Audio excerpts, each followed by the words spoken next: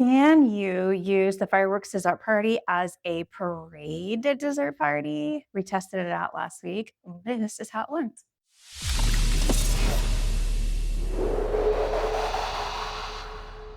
So, ever since the Starlight Parade began at Magic Kingdom, or even before it was announced, a lot of people have been asking us, can you use the dessert party viewing for the fireworks as parade viewing? And we have very often said, no, it's not great. And that's because we have tried this before in the past. Like we were around when the last parade was there, and during like Halloween and Christmas party, there is that dynamic where you can book the dessert party, and also there is a really great parade happening just out on Main Street.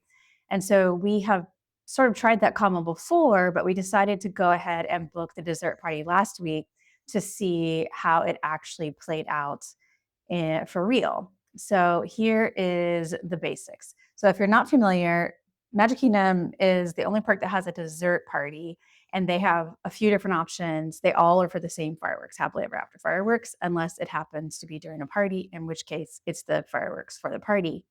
There are three different types. There's the pre-party, which takes place before the fireworks. There is the post-party, which takes place after the fireworks, and both of those are garden viewing. And then there's the seats and treats. Is that what they're called? I actually have both on my screen because I keep saying the wrong name. Seats and suites viewing, and that is seated at a table inside Tomorrowland Terrace. So you get like an actual table and chairs as opposed to just a garden area where you can sit or stand. We do tend to like the garden viewing one better because it's a little bit cheaper, and we think the views are better from the garden area than from the seated space inside Tomorrowland Terrace.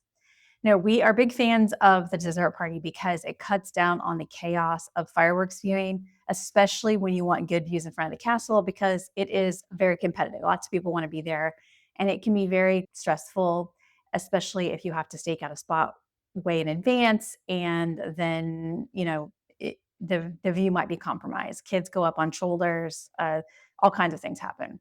So, if it's in the budget, we really do like the dessert party in general.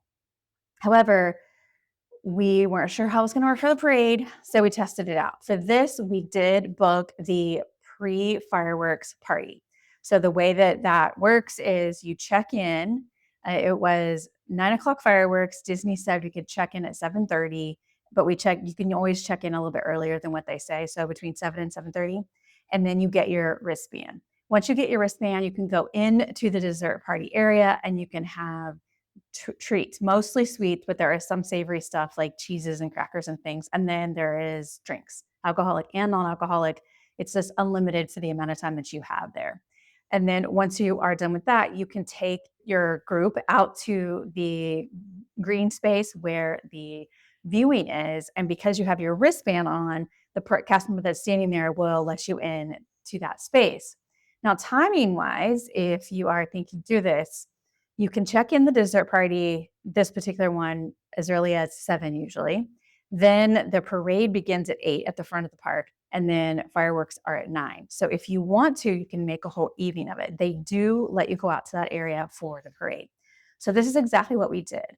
We checked in a little after 7, maybe 7:15, 7:20ish. We got our desserts and our drinks, and then we headed out to the fireworks viewing area, which is really parade viewing area for this purpose. And we found a spot. We often will sit by the topiary. There are these topiaries in the middle of the viewing area because a lot of people don't go there. And what we like about this is that no one's going to get in front of you. Like if you just sit right by the topiary, you can kind of lean on either side of it and you have a clear view and no one's going to get in your way. So we often do that. For parade viewing purposes, you might want to get closer to the end by Main Street, but it is very competitive. There were lots of people already there by the time we got out to the garden viewing area. But it is an okay view. I would call it an obstructed view, but you don't have to stake out a spot hours ahead on Main Street. You don't have to worry about being stepped on the curb as you sit on Main Street. Like this stuff that's all happened to us before. And you get to stay there for the fireworks. So for that reason, we are not telling people it's not worth it. it's just kind of a bonus to booking it. So if you already are set on having the fireworks dessert party, to me, this is just a value added thing because now you get the desserts, and a few savory items, you get the drinks, you get fireworks viewing, and I would call it slightly obstructed parade viewing. Now, if photos and videos are important to you, this is not the space to be. We did take some photos and videos from the space so that we could demonstrate the view. But some of the floats, many of the floats are big enough that you can see them as they go by. You will see them partly on Main Street and then partly on the hub in front of the castle. So it's totally doable. Now, if you want to do the post party where you do the desserts and drinks afterwards, you can still use this method. You can still check in early. They had check-ins separate for the pre-party people and the post-party people. You can still check in and get your wristbands. You can still go out to that grassy reserve viewing area and do the same thing, watch the parade, watch the fireworks. And then after fireworks, then you'll do your desserts and drinks. And it's kind of a nice place to chill while everybody else is congregating on Main Street as they leave the park. And you can kind of just go to the dessert party and chill out for a bit. So if you're doing the pre-party, you'll get your wristband. Number one, go have your drinks and desserts, and then you can go do parade viewing and then fireworks viewing. If you're doing the post party, you can go get your wristband, then you can go out to the viewing area for the parade, then the fireworks, then you'll have your treats and your drinks afterwards. So they're a little bit similar, just the order gets switched around a little bit, and it just depends when you want to have your treats and drinks.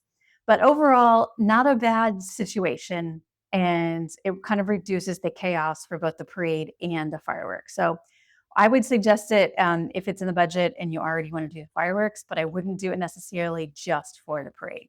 If you want to do just the parade and have less chaos, we have had good experiences in Frontierland where things are a lot less busy than on Main Street and in the hub, and also just the very front of the park. If you want a quick exit, just go under the train station. The floats come out there first, and then you can exit the park because you're already at the front. So there's ways to do it that aren't so chaotic. Some cost money, like the dessert party, and some don't. You just got to know where to go. So we do have some articles and some graphics that sort of demonstrate this so that you're looking for the right places to sit. You can see it as well as like tips and things for the dessert party. So hopefully that's helpful. It gives you an idea if you should or shouldn't book the dessert party.